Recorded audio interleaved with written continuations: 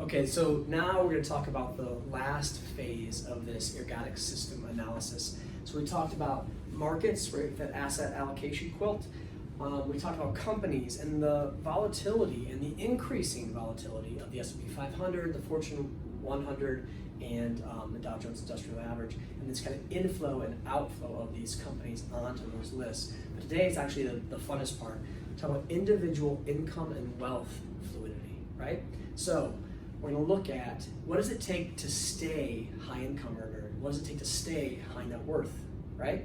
So it's interesting. Remember we talked about cheetahs being slow, fast, super fast, and we talked about absorption barriers in each of those phases. Fast cheetahs don't become super fast and vice versa. Talked about kind of absorption models where a heat unit absorbs the heat characteristics throughout the system at a saturation rate. That's different than ergodicity. In the best economic systems, there's a lot of ergodic motion. And so with individual wealth and income, wouldn't it be great if you were rich but could be poor tomorrow? In fact, if you think about it, that happened to our president, right? Several times, bankruptcy, and if you were poor and could be rich tomorrow. So what is that statistic throughout our wealth and income structure? So interestingly, here are some statistics. This is discussed kind of at length in Nissim Taleb's Skin in the Game. So most of these stats are pulled from there, but you can find these stats in lots of different places.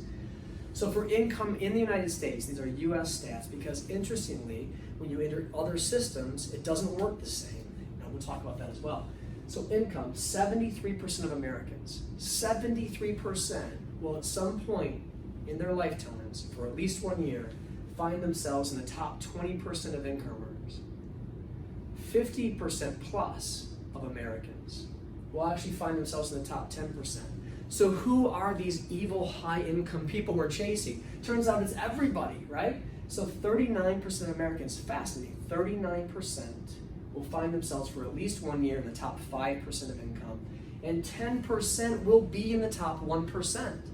People are moving into and out of these categories, so it drives me crazy when you hear people talk about it. I just saw Jamie Dimon on 60 Minutes last night talking about wealth inequality. They didn't bring this up. They didn't bring up the fact that middle class family for a year will at least find themselves in the top 10%. They didn't talk about that. We talk about income as if it's got absorption barriers, which does happen in other countries, but it doesn't happen here. It tends to happen with false barriers created through regulation, right?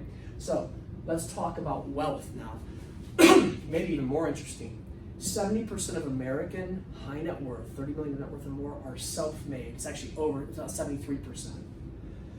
About 20%, 17, are a mix. They inherited some, and then they grew it. But 70% are entirely self-made. Who are these rich people we're attacking? Shouldn't we be celebrating wealth creation? Right? These people came from nothing.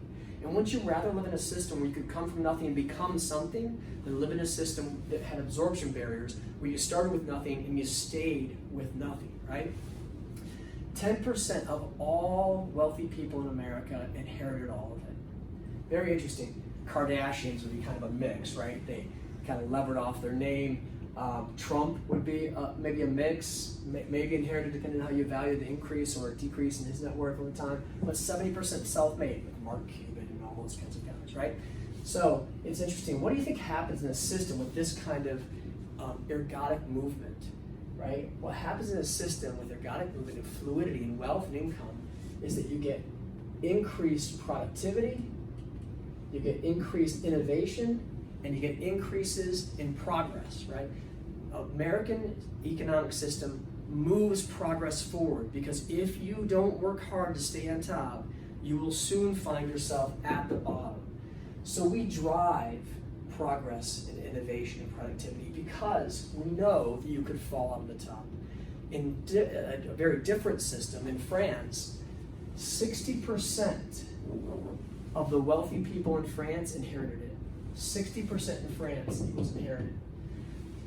In Italy, in Florence, Italy, the top 5 wealthiest families have been the top 5 wealthiest families for 5 centuries.